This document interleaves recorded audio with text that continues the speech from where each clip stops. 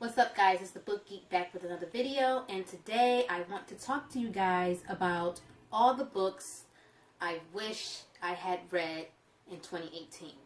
So I had a pretty lengthy yearly TBR, and unfortunately I did not get to read all the books that I wish I would have read this year.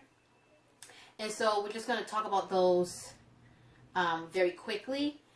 Gone by Michael Grant is a book that was on my TBR for this year that I didn't manage to get to. This is the first book in the series. I plan to read this entire series. I'm very fascinated by the premise of the story. Quite a few that I didn't manage to get to. I ended up hitting a rough patch in my life this year, and it sort of distracted me from reading. I'm interested in seeing the dystopian world building of this story and how the content will tackle the social and political structure or destruction of such an environment. Also very interested in the sci-fi elements that this story brings to the table. So all the books that I didn't get to this year are going to be at the top of the list for me to tackle for next year. White Oleander by Janet Fitch. Basically, this is a contemporary story. It mirrors real life situations, and it's about someone who's been imprisoned for murder. And I guess we follow her daughter as she goes through the foster care system. So I'm very interested in this one as well, and I've never seen the movie. So another thing that I'm going to be doing when the new year comes around is watching a lot of these movies that go along with these books, or rewatching. I was doing very well doing that last year, but this year not so much. So I plan to get back into that because I really do want to see the movie adaptations of some of these books that I read. Also, The Book Thief. This is a historical fiction book.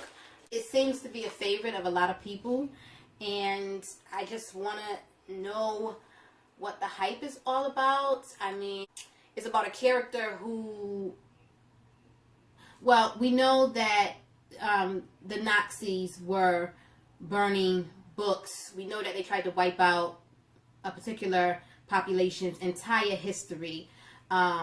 And they tried to take away their artwork and books and things of that nature. And I believe that the person in this story is going around rescuing these particular books that the Nazis are trying to burn and get rid of.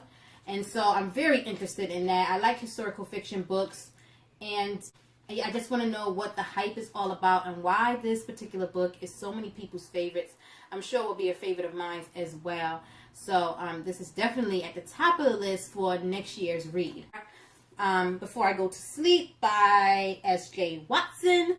This is a mystery thriller. If I have seen this movie, and if it's as suspenseful as the movie, I know I'm going to love it. The movie was very, very good. This woman, she had some type of head trauma, and every time she goes to sleep and wakes back up, she can't remember anything from the previous day. She has memory loss.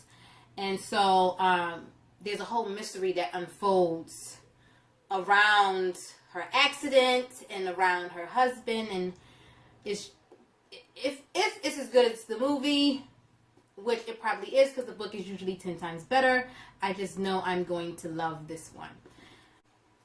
Also, The Zookeeper's Wife. Now, this one doesn't have a dust jacket, but it's the Zookeeper's Wife by Diane Ackerman.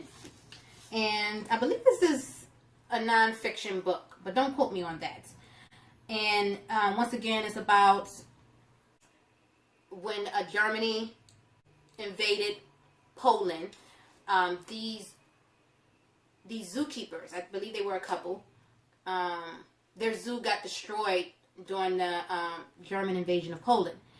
And And these people decided, the zookeepers decided that they wanted to hate the Jews. And so they were smuggling Jewish people in these animal crates and hiding them and letting them reside at the zoo. It's very spectacular. Yeah, I love stories like this, and I've seen this movie before. It was really, really good, and I just cannot wait to read this book.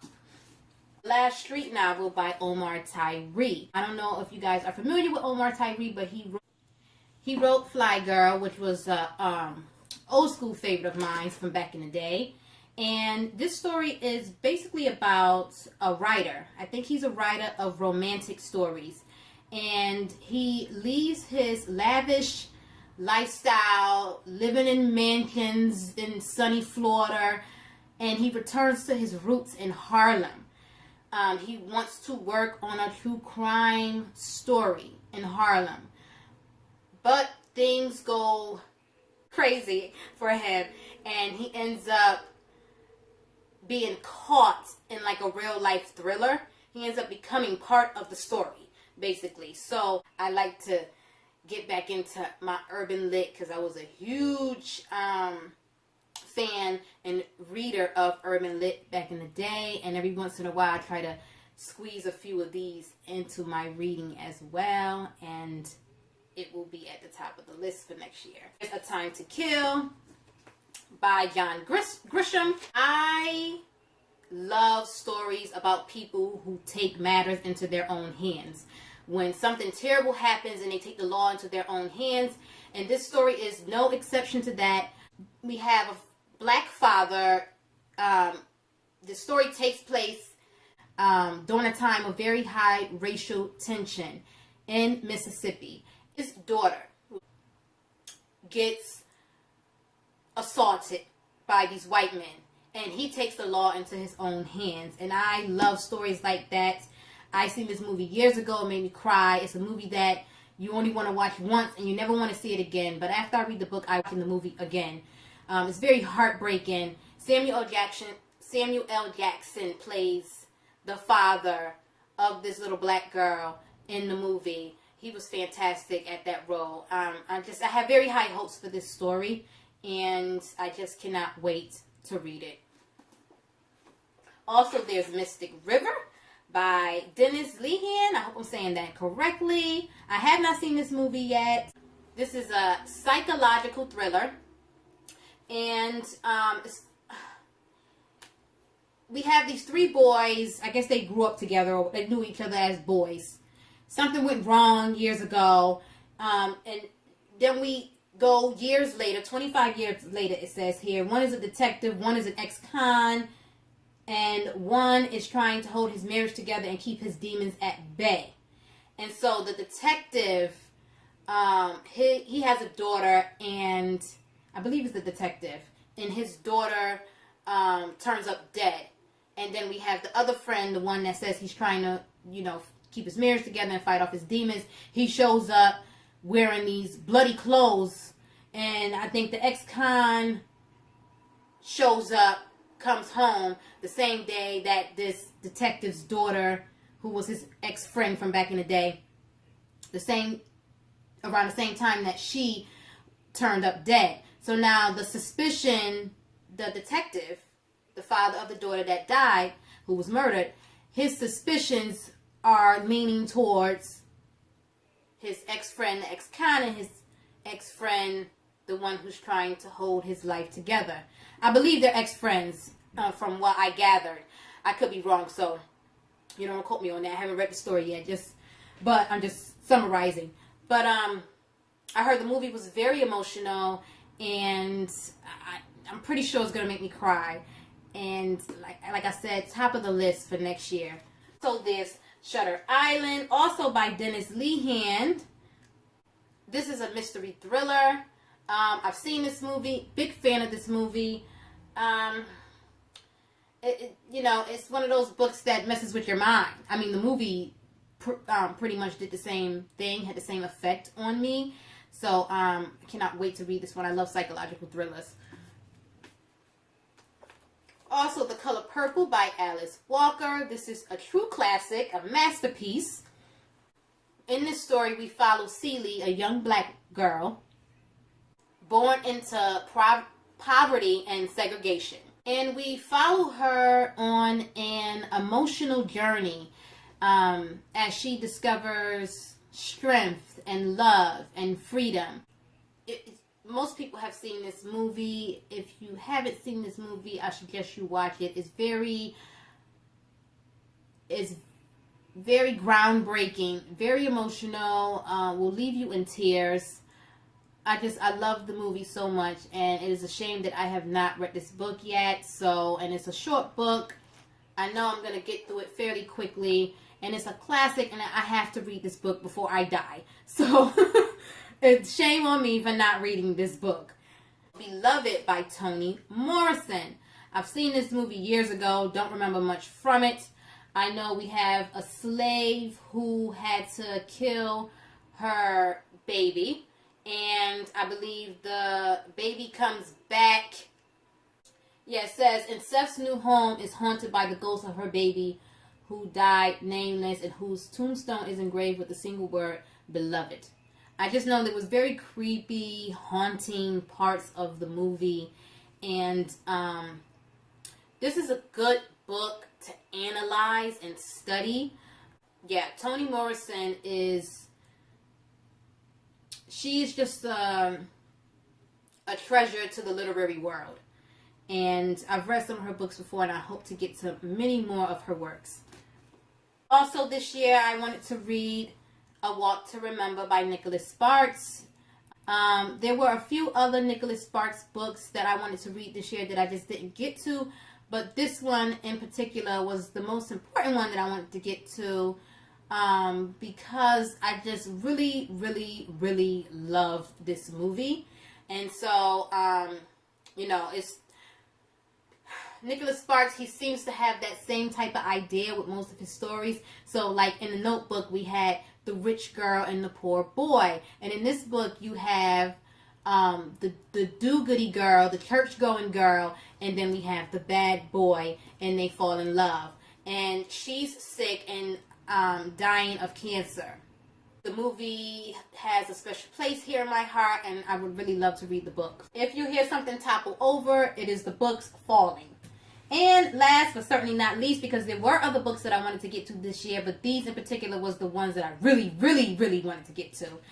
That is Breaking Dawn by Stephanie Meyer. I read the first 3 books, I believe last year. Yes, last year I read the first 3 books. And I wanted to get to this bad boy before the end of 2018, but unfortunately I did not. And I had skimmed through the book at one point and discovered that there was an error in this book. A whole bunch of duplicate pages. All of these pages here, where I put one of my bookmarks in here. If you didn't know, I make bookmarks. So I put this bookmark here to mark off all the duplicate pages. All of these pages here are already written in the book. So that was a huge error in the book. It makes the book even bigger than what it needs to be because they have duplicated pages in this book. But whatever. If you want to see my cute little, look at my cute little Mac. Isn't that adorable? I put a little heart on the back.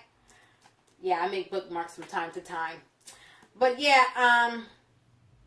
I wasn't a huge fan of the first 2 books, but I quite enjoyed the 3rd book, mostly because of Jacob and his sense of humor and his character development. I love Jacob, and I'm very interested to see how this one ends. I also have the short second life of Bree something. What's it called?